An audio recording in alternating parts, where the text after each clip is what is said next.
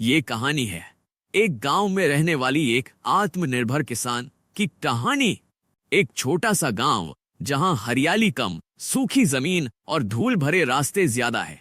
गांव में अधिकतर लोग खेती पर निर्भर हैं, पर खेत सूखे पड़े हैं। गांव के एक कोने में बसा है रामू किसान का छोटा सा घर। रामू किसान अपनी पत्नी और 2 बच्चों के साथ रहता है। खेती ही उसकी आजीविका है, लेकिन कई महीनों से बारिश न होने के कारण फसल बर्बाद हो गई है। रामू सुबह सुबह अपने खेतों में जाता है। जमीन फटी हुई और सूखी पड़ी है, कहीं हरियाली का नामो निशान नहीं।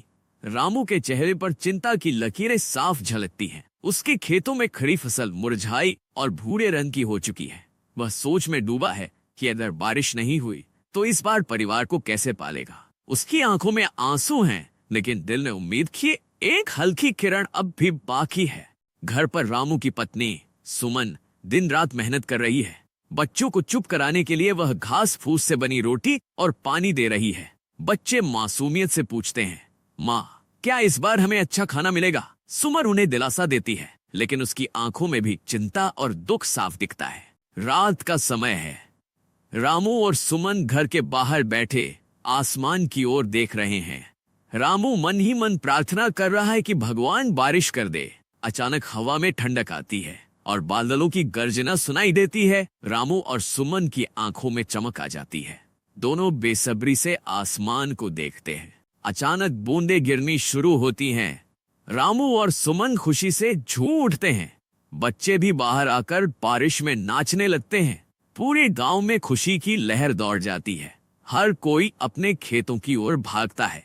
रामू अपने खेत की मिट्टी को हाथ में लेकर महसूस करता है कि उसकी मेहनत फिर से रंग लाएगी। अब उसे विश्वास है कि इस बार फसल अच्छी होगी।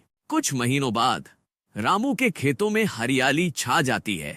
फसलें लहलहा रही हैं और रामू के चेहरे पर मुस्कान है।